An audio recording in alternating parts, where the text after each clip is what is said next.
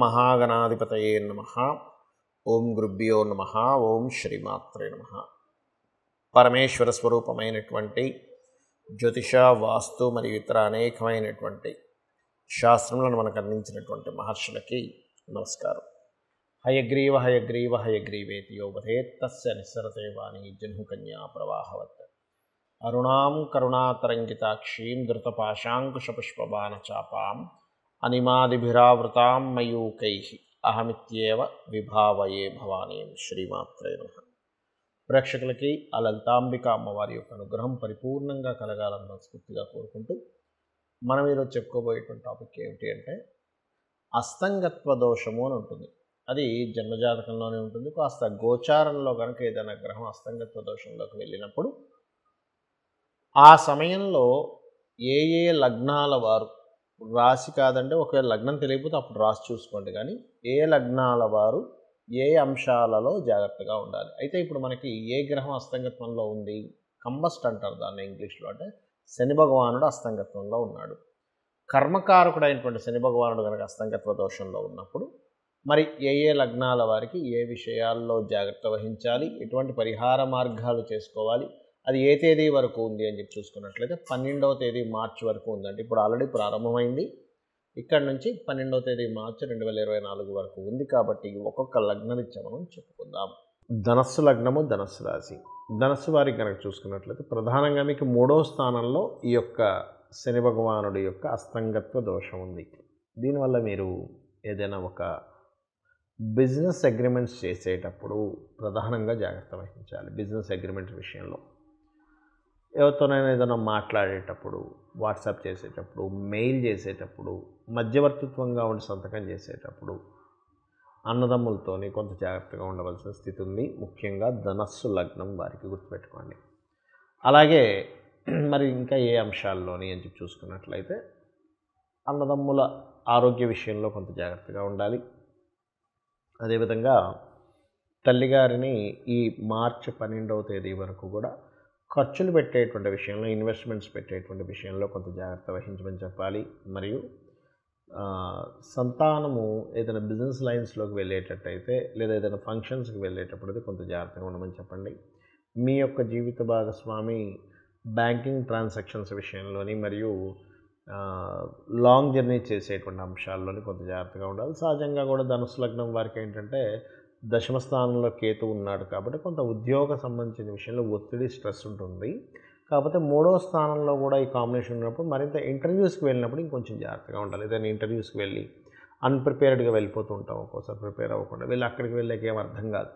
కాబట్టి అలా ఏమీ అర్థం కాని స్థితిలో మనం వెళ్ళి అక్కడ ఇబ్బంది పడతాము అని అనుకున్నప్పుడు అక్కడికి వెళ్ళినప్పుడు కాస్త లలితా సహస్రనామాల్లో ఓం శ్రీమాత శ్రీ మహారాజ్ని శ్రీమత్ సింహాసనేశ్వరియే నమః అనేటువంటి నామస్మరణ కనుక చేసుకున్నట్లయితే అన్ని విధాలా బాగుంటుంది.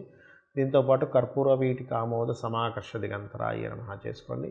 అయితే అతి ముఖ్యంగా ఇక్కడ మీరు సూర్య నమస్కారాలు, ఆదిత్య హృదయ పఠనము, గోశాలకు వెళ్ళి గోవులకి బెల్లము మరియు గోధుమ రవ్వ తినిపించడము, నవగ్రహాల్లో ప్రధానంగా రాహువు, కుజుడు, శని, రవి గ్రహాల దగ్గర దీపారాధన చేయండి. అన్ని విధాలు బాగుంటుంది.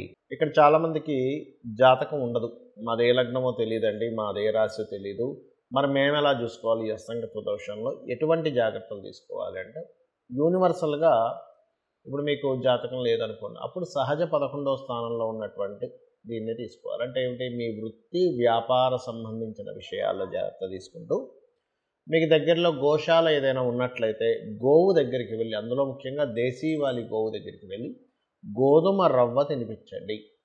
ఇది ఒకటి చేస్తే సరిపోతుంది.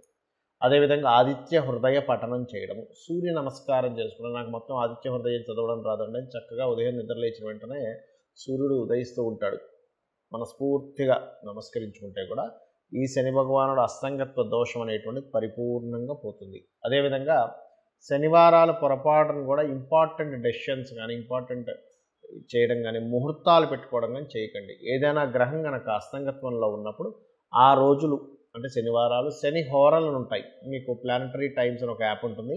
ఆ యాప్ డౌన్లోడ్ చేసుకుంటే మీకు శని హోర ఎప్పుడు వస్తుంది ఏమిటి అనేటువంటిది తెలుస్తుంది. ఇది ఒక జాగ్రత్త తీసుకోండి. అయితే ఇక్కడ ఇది గోచారంలో జరిగేటువంటి కాంబినేషన్, దీని యొక్క ఫలితం ఇది. అయితే ఎందుకంటే 30 సంవత్సరాలకు ఒకసారి మాత్రమే వస్తుంది ఈ కాంబినేషన్ అనేటువంటిది, శని రవి కలిసినటువంటి కుంభరాశిలో.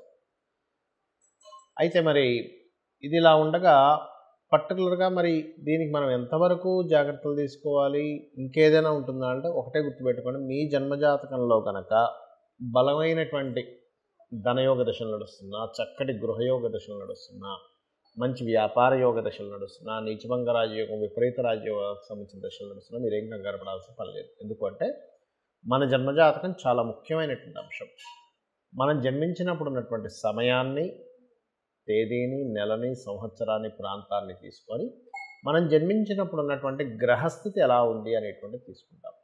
అంటే గ్రహాలు కనుక జన్మించినప్పుడున్న సమయాన్ని బట్టి మనం పూర్వజన్మలో చేసుకున్నటువంటి కర్మ ఆధారంగా ఈ యొక్క గ్రహాలు అక్కడికి వచ్చి స్థితి పొందుతాయి. అంటే ఆ సమయంలో జన్మించేలాగా శ్రీకృష్ణ పరమాత్మ అంటే ఆ భగవంతుడు మనకు చేస్తాడు.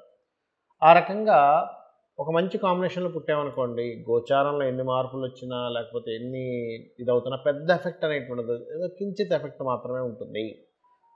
మన జన్మజాతకంలో ఎప్పుడు కూడా మన లగ్నాన్ని బట్టి మన స్థితిగతులు ఏమిటి, మన ధనాధిపతిని బట్టి మనం ఏ మార్గంలో వెళ్తే ధనం మనకు కలుగుతుంది, ఏ సమయంలో మనం ధనాన్ని ఇన్వెస్ట్మెంట్ చేయొచ్చు, ఇన్వెస్ట్మెంట్ చేయకూడదు, ఎవరికైనా ఇవ్వాలంటే ఇవ్వాల్సిన సమయం ఉందా లేదా, అంటే ఇప్పుడు కరెక్ట్ టైమా కాదా, అదేవిధంగా ఒక ప్రాపర్టీ కొనుక్కుంటున్నామంటే ఎప్పుడు కొనుక్కోవాలి, ఏ దిశల్లో కొనుక్కోవాలి, వివాహం విషయాలు కానీ చాలామంది చూడండి వివాహం ఆలస్యం అవుతుందని బాధపడుతూ ఉంటారు. కానీ ఆలస్యం అవుతుందని బాధపడటం కంటే కూడా అది ఆ సమయం రాదు, ఆ టైంలో సమయం రానప్పుడు వాళ్ళకి అర్థం కాక అయ్యో మేము ఇప్పుడు చాలా ఇబ్బంది పడిపోతున్నామండి, మాకు సమయం రాలేదని చెప్పి ఇదవుతూ ఉంటారు. కాదు, ఇక్కడ బాగా అర్థం చేసుకోవాల్సిన విషయం ఏంటంటే, మీరు సమయం రాకుండా ఒక సూర్యోదయం చూడండి, ఉదయం 6:30కి వస్తుంది, నేను అర్ధరాత్రి 1 గంటకి 2కి 3కి మాటిమాటికి తలుపులు తెరిసే సూర్యోదయం రాలేదంటే బాధ ఎలా బాధపడతామో, వివాహ సమయం ప్రతి వ్యక్తికి 3 నుంచి 5 సార్లు ఉంటుంది.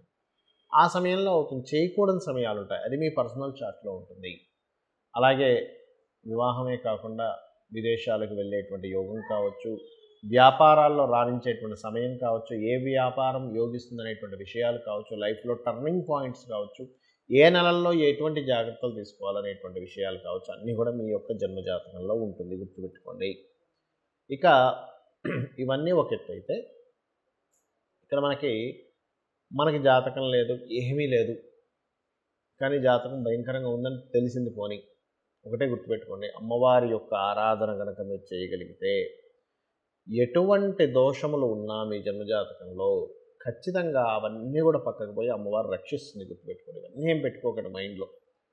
అయితే మీకు ఇక్కడ సందేహం కలగొచ్చేవండి, మరి మనకి జన్మజాతకంలోనే మొత్తము ఉంటే మనం ఈ గోచార ఫలితాలని, ఈ అస్తంగత్వ దోషాలు ఇవన్నీ చెప్పుకుంటున్నాము అంటే, మనిషి యొక్క జీవితం 2 రకాలుగా డిజైన్ చేయబడుతుంది. ఒకటి మన నిర్ణయాలు, మనం తీసుకునే స్టెప్స్, మనం తీసుకునే నిర్ణయాలు, మన ఆలోచనలతో ఒకటి ఉంటే, మన ఆలోచనలతోని మన నిర్ణయాలతో సంబంధం లేకుండా బయట మార్కెట్ కానీ గోచారం కానీ నడుస్తూ ఉంటాయి. అంటే అలాగా చూడండి, ఒక వ్యక్తి మొన్న ఒక 3.5-4 ఏళ్ల క్రితం మనకు కరోనా వచ్చింది. అసలు ఎవరు ఊహించలేదు, ఏదో పెట్టాడు అట్లాగా, ఒక షాప్ ఏదో పెట్టుకున్నాడు, సడన్గా కరోనా వచ్చింది, మూసేయాల్సి వచ్చింది. ఎంత ప్లానింగ్ చేసుకున్నా ఏం చేసుకున్నా కూడా బయట ఉండే వాతావరణం మారిపోయింది. లేదా ఒక వ్యక్తి ఒక ఈవెంట్ అనుకున్నాడు, సడన్గా వర్షం పడింది. అంటే ఏమిటి, మీకు సంబంధం లేకుండా అలా ఉంటుంది. లేదా ఒక ప్రదేశానికి వెళ్దాం అనుకున్నాం, ట్రాఫిక్ ఎక్కువైపోయి జామ్ అయిపోయి మీరు వెళ్ళవలసిన సమయం కంటే ఒక అరగంట గంట లేట్ అయింది. అంటే ఏమిటి, మీ చేతుల్లో లేదు అది కొన్ని. అయితే గోచార గ్రహాలు ఏం చెప్తాయంటే, ప్రజెంట్ కండిషన్ ఇలా ఉంది, ఇలా జరగబోతుంది, సో నీ ప్లాన్స్ని ఇలా ప్లాన్ చేసుకో. గోచారంలో ఇక ధనం మీదకి ఈ గ్రహం వచ్చింది, గోచారంలో గృహం మీదకి ఈ గ్రహం వచ్చింది, గోచారంలో వివాహ సమయం సంబంధమైనటువంటి వాటికి ఈ గ్రహం వచ్చింది, కాబట్టి నువ్వు ఈ పరిహార మార్గం చేసుకో అనేటువంటిదే గోచార ఫలితాలు. కాబట్టి మీరు ఈ యొక్క గోచార ఫలితాలని, మీ జన్మజాతక ఫలితాలని తెలుసుకొని ఆ అమ్మవారి యొక్క అనుగ్రహాన్ని పరిపూర్ణంగా పొంది మీరు ఆయురారోగ్యాలతోని అష్టైశ్వర్యాలతో తొలతూగాలని మనస్ఫూర్తిగా కోరుకుంటూ శ్రీమాత్రే నమః.